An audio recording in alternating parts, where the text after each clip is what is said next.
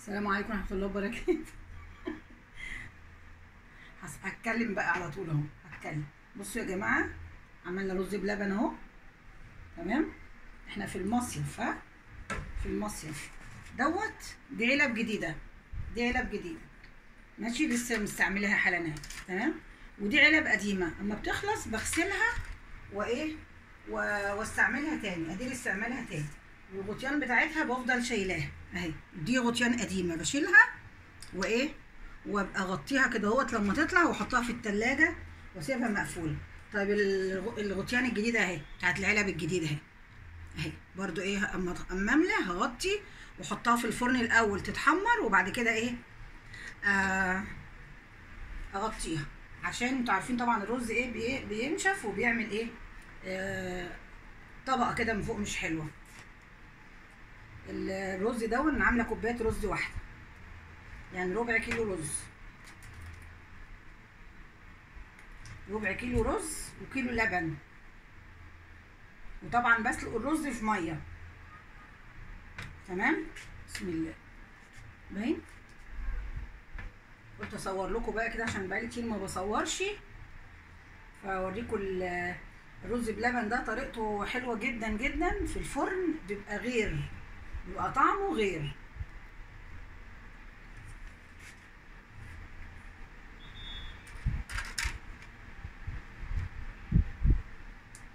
وريحته بقى ما اقولكوش تحفه. حط عليه بس يعني معلش معلقه قشطه ومعلقه رز بلبن، انتي وشطارتك بقى وفي علب تانية برضو مختلفه بس بلاستيك مش ألمونيا، اوريها لكم برضو. وفي علب زبادي زي علب الزبادي كده بتبقى فاضيه برضو شغاله، تبقى حلوه برضو في الرز بلبن. دي صاجة الفرن، انا بجهزه كده على صاجة الفرن، وبعيد الفرن الشوايه بس من فوق ياخد وش وصف بقى بعد كده.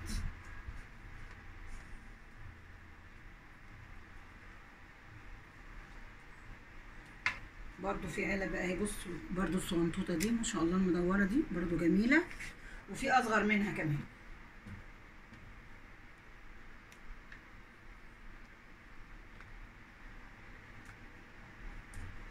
في علب بلاستيك برضو بغطا ومحكمه وحلوه، هوريها لكم اهي. في اشكال كتير في السوق برضو. العلبه دي حلوه برضو. دي بقى ما بتتحطش في الفرن، دي ما بتتحطش في الفرن.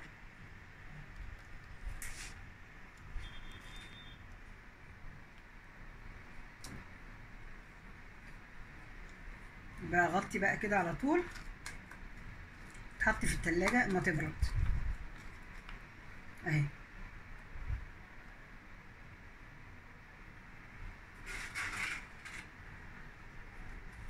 نشيل دي،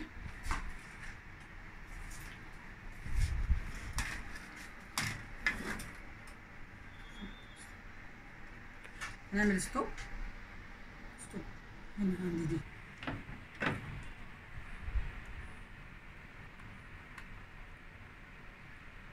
دي بقية العلب اهي البيضة اللي هي الشفافة دي البلاستيك.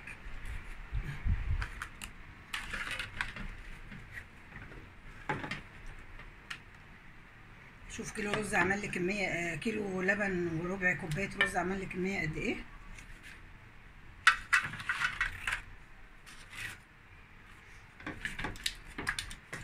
طبعا الحلة انا بقى اقعد الحسن دلوقتي بعد ما اقفل الفيديو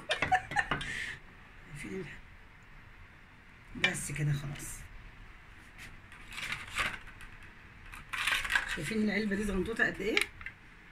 بس مش هعملها بقى لان كده خلاص عملت الفرن والدور للفرن وكده كفايه بقى، مش هعمل تاني. ده بقى الحله دي مش هسيب بقى الحاجات دي، حرام. اجيب بقى المعلقه واقعد الحس فيها ايوه هظبطها انا بقى دلوقتي، انا هظبطها. مش عايزه اقول لكم بقى على طعمها وجمالها. ربع كيلو رز وكيلو لبن بسلقه الاول في الميه، واقوم حاطه 4 معالق نشا، والسكر حسب التحليه زي ما انت عايزه تحلي. تمام.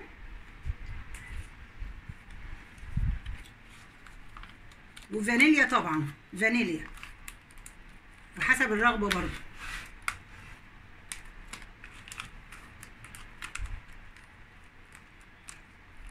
تبرد احطها في التلاجة اهي. وعندنا حاجه حلوه، الجو حر والاطفال الصغيره عايزين حاجه مسكره اهي، دي بقى على التلاجة اما تبرد. ولما الرز بلبن يطلع من الفرن هوريهولكم. يلا نشوفكم على خير.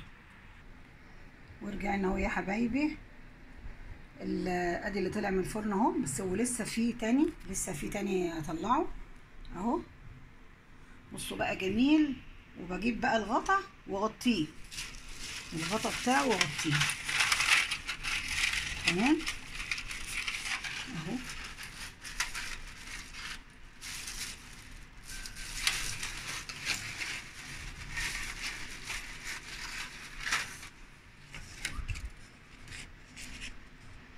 ابتدي بقى ان انا ايه احط كده.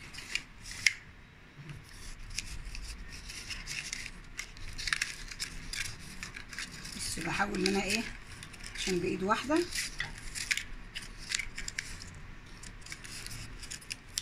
استنى هفصل واجيلكوا تاني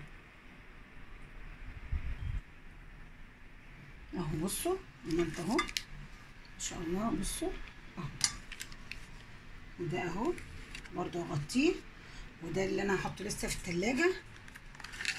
بصوا ما شاء الله ما شاء الله لا قوه الا بالله اهو. جميل. حط في التلاجة بيبرد، بيتاكل وسائع تحفه تحفه تحفه. الرز كيلو، اللهم صل على النبي، كيلو رز، كيلو لبن وكوبايه رز واحده، ربع كيلو تمام. وبحطها تستوي لغايه ما تقول يا بس، تستوي جدا، وانقعها قبليه بنص ساعه تمام. انقع الرز قبليه بنص ساعه تمام، واحط الرز يستوي سوا مبرح كده، واغطي الرز بالميه، وكل ما الميه ما تقل ازوده ميه سخنه. استوى خالص خالص، بقوم حاطه عليه كيلو اللبن ماشي، واحط عليه الفانيليا ومعلقه سمنه بلدي، واسيبه ياخد ايه لفه كده مع بعض لغايه ما ايه اللبن ايه هيغلي معايا.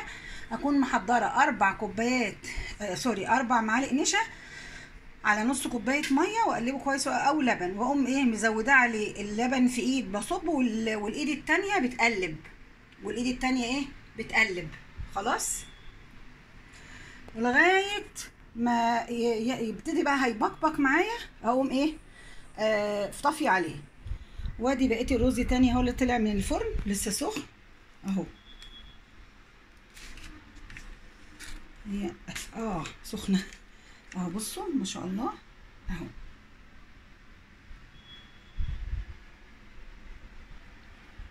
بصوا الجمال ما شاء الله ولا قوه الا بالله. تحفه تحفه تحفه. طعم والله العظيم يا بنات عسل عسل عسل حق ربنا. بصوا يا بنات، العلبه دي القديمه اللي انا قلت لكم عليها، اما بتخلص بص قديمه مطبقه ازاي سخنه، اما بتخلص بعين الغطا بتاعها وغطيه بيه تاني، محتفظ بيه وغطيه تاني واحطه في التلاجة، وايه ممكن استعملها ايه كذا مره كده تمام. وادي ورقه برضو قديمه اهي، بحط دي قديمه بصوا مطبقه ازاي، بحاول احطها كده اهي،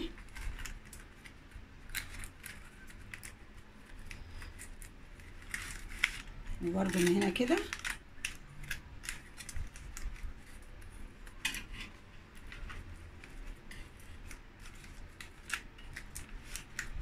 بس، واحطها برضو في التلاجة كده تمام. استعمل 3 4 5 مرات كده، وبعد كده ارميها تمام. شايفين الجمال؟ بحتفظ بيها في حته نظيفه، يعني في كراسه، في علبه واغطيها كده يعني اهي. وادي برضو اهي ورقه برضو قديمه شايلاها، بصوا قديمه، بصي بغسلها وتبقى تنشف او المعها، وابتدي ان انا ايه اعملها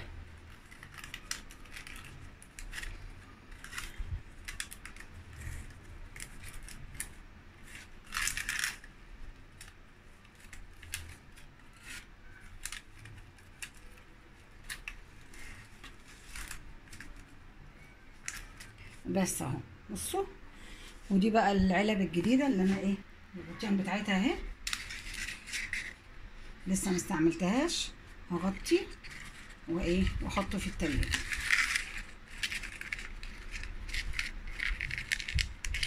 ده كان هخلص معاكم واكمل.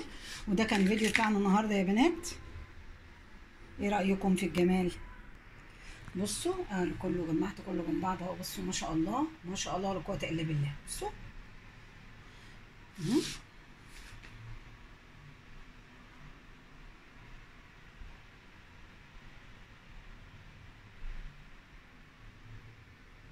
بصوا خلي بالكم لانه بيتلهف بسرعه في الفرن. بصوا جمال جمال جمال ما اقولكوش ما شاء الله. بصوا العلبه دي بصوا جميله زي ليها غطاها برضو، ليها غطاها برضو. انا بجيب كده العلب دي جوزي بيجيبها لي كده على بعضها ديسك كده. بصوا اوريكم برضو اهي العلب دي.